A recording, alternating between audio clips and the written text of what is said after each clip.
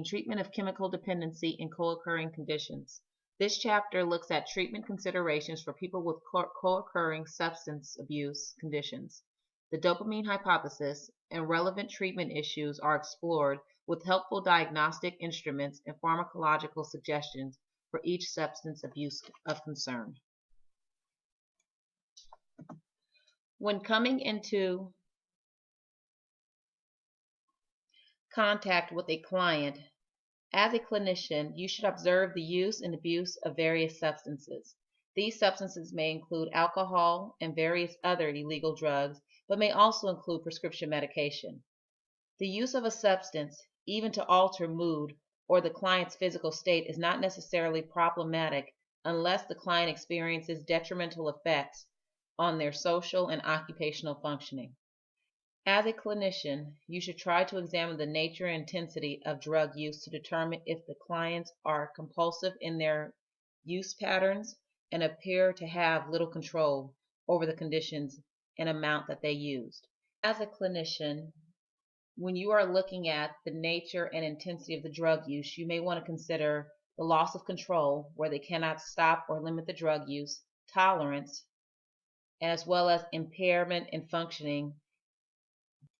Some clients with substance abuse may also have another diagnosis, so we need to take into consideration, is this a comorbidity with other disorders? It's sometimes difficult to figure out what came first, but as a clinician, it is very important that you take a good history from your client or the family, if possible. A co-occurring or dually diagnosed occurring substance abuse and mental illness disorder exists when the use of a substance exceeds social use.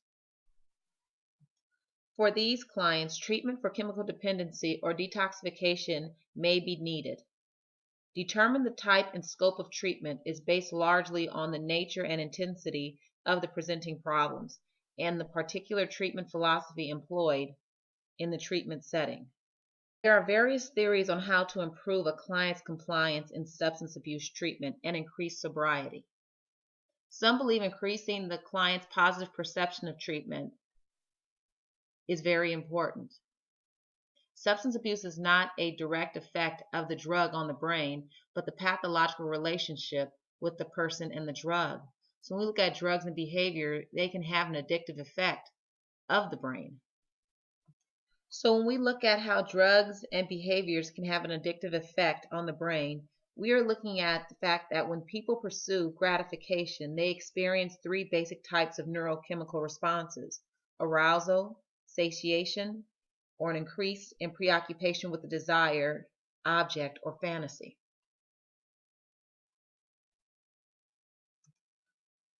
When a person experiences arousal, the neurochemicals that are involved are dopamine and norepinephrine. Looking at satiation, the neurochemical response is due to GABA. And finally, fantasy plays a part with serotonin. Looking at the dopamine hypothesis, most drugs increase the concentration of dopamine in the mesolimbic system. Overstimulation causes the brain to reduce the amount of dopamine available and the receptor sites they bind with. Most substance abusers start off using a substance because they are seeking a high.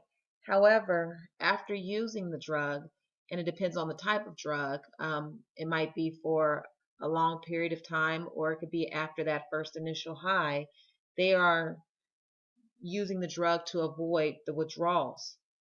And when we look at the withdrawals from a neurochemical stance, what happens is that the client is experiencing dysphoria, perhaps a depression, because of the increase in dopamine 3 receptor sites that are craving or looking for dopamine, which is creating these withdrawal symptoms. So when we look at treatment, we are addressing depression, anxiety, and cravings to increase the client's recovery. There are different types of philosophies on how to treat individuals who have a substance abuse problem. Some believe in the harm reduction approach, which teaches the client how to be a responsible user. So if we're looking at a person who has um, alcohol dependency, what we might do is in treatment teach them how to consume only a certain amount of alcohol. It might be, 2 drinks at a social functioning, or depending on the type of drinks, if it's a hard liquor, um, maybe one margarita, however, if it's a glass of wine. So just depending, but the harm reduction is different than an abstinence approach, which is zero tolerance. However, research has found that the harm reduction approach is as effective as the abstinence approach. And this is more in regards to alcohol consumption and alcohol related consequences. For some clients who might not buy into the more traditional moral model often utilized by a 12-step approach, the rational recovery treatment or viewpoint can also be used. And the basis of the rational recovery program is that the client both desires and is capable of permanent planned abstinence. So as we look at different treatments for detox and recovery, what's very important is that a good treatment center takes all modalities into consideration. It does not assume that a client is self-medicating, that all clients' behaviors are caused by drug use. Neither does the center assume that all clients have chemically addicted brains and can never use a drug again. So there are various types of assessment tools and screenings for clients who have a substance abuse issue. Um, there is the Michigan Alcohol Screening Test, or the MAST, the Substance Abuse Subtotal Screening Inventory, the SASSI-3.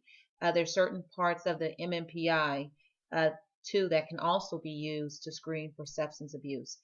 However, we will just briefly look at the CAGE questionnaire, which is an assessment tool that consists of 4 questions. And the 4 questions are: have you ever felt that you could cut down on your drinking or drug use? That's the first question. Second question: have people annoyed you by criticizing your drinking or drug use? Third question: have you ever felt bad or guilty about your drinking or drug use? And the final question: have you ever had a drink or use drugs the first thing in the morning, an eye opener to steady your nerves or get rid of a hangover?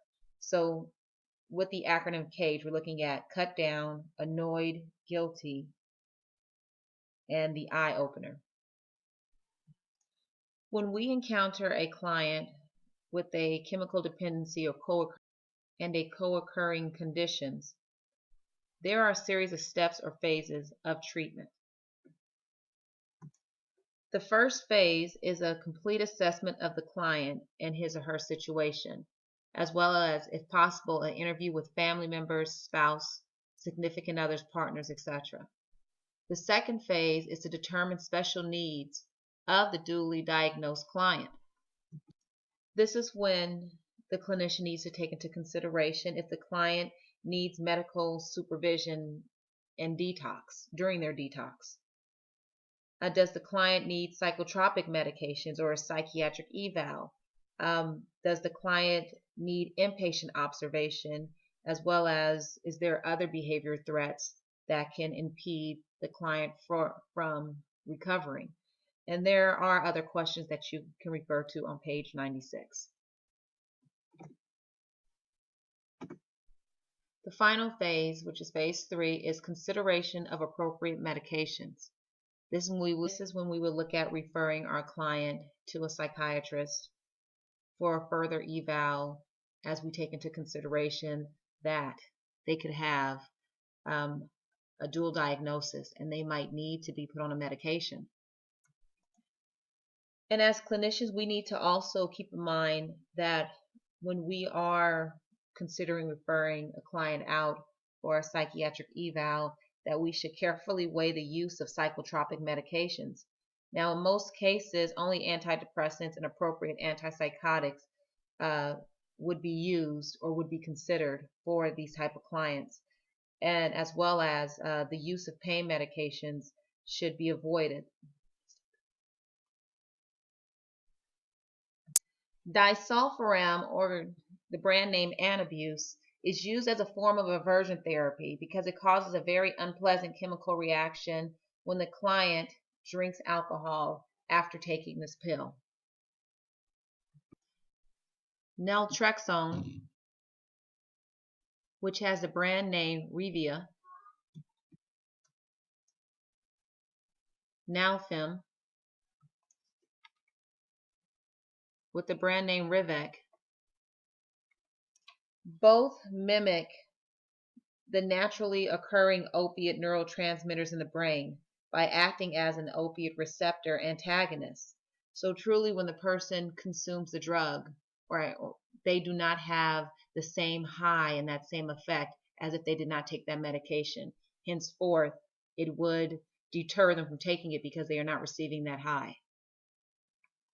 The fourth medication approved by the FDA, which is not listed on here, is acamprosate, which goes by the name of Camprel. With this medication is used when we're looking at alcohol dependency for individuals with chronic exposure to alcohol. It is believed that acamprosate, or once again with the brand name Camprel, may facilitate the calming action of GABA at its receptors while inhibiting glutamate. So it is believed to restore the normal activity within the brain of individuals with chronic alcohol exposure. Buprenorphine, with the brand name X, is used with various substance dependencies when the client is going through detox. This medication treats moderate to severe chronic pain. Looking at cocaine dependency, the first two medications, either tricyclics or bromocriptine, with the brand name Parladel, both reduce the cravings as well as the discomfort in the early stages of detox.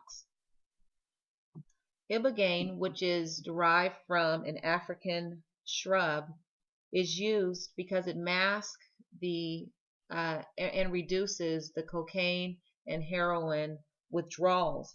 However, it is a very potent root and can also have a hallucinogenic effect, which can also lead to a dependency on the ibogaine.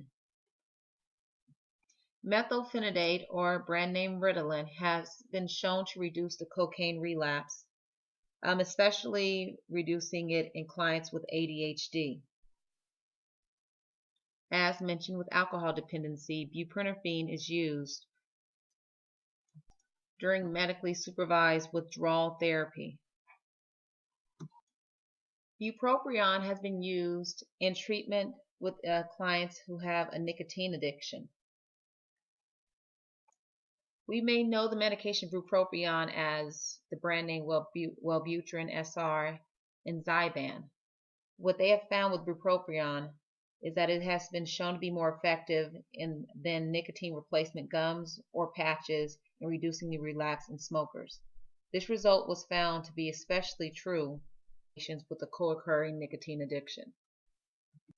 There has been a comorbidity between nicotine addiction and depression, conduct disorder, and ADHD. When we're looking at treatment of individuals who might have a sex addiction, we may look at SSRIs due to the reduction of sex drive, which is one of the side effects. When treating opioid dependencies, we look at different medications such as methadone, which goes by the brand name of Dolafine.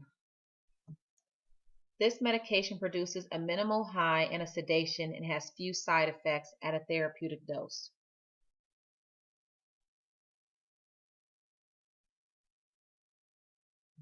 There are other medications such as long-acting analog methadone, which has the same properties as methadone, but it has shown to be far superior than methadone because it has a slower onset of action, it has a longer half-life, and it can be administered 3 times a week. Naloxone, or Narcan, is used as a reverse effect of an opioid overdose. So we might see this being used of course, in a medical facility, or if someone has overdosed on an heroin, and the ambulance, the first responders may use this as a reverse effect to the overdose of an opioid, such as heroin. And as with all the other addictions, buprenorphine is also used with opioid dependency, especially when we're looking at during the detox withdrawal stages. The final stage of treatment in which we need to look at is when, as clinicians, we assess our client's progress to determine if more attention is needed to be paid towards certain substances or mental issues. We need to monitor their chemical dependency issues. And the way we monitor these issues is by, if we know our client has a dual diagnosis, and we're looking at the fact that although we are in therapy treating their anxiety disorder, but we know they're on benzodiazepines, we might want to monitor their benzodiazepine use, because we know that there is an underlying also or comorbidity, chemical dependency, that either they have had a history of it or they are recovering as they are in therapy with you. Be aware of support groups in which you might refer your clients to. By preventing relapse by reducing stress. So a booster session and stress reduction groups might be necessary in the beginning stages or just during treatment to avoid relapse. A side note, as clinicians, and when we're dealing with someone who has a substance abuse issue, what we need to take into consideration in treatment also is, when we talk about having also a clear plan to resume treatment, we need to also look at, if the client relapses, what is that clear plan for resuming treatment without a heavy emphasis that they are a failure? Because having a clear plan to resume if they do relapse is very important, so that the client can rework their program without shame and strive for full recovery.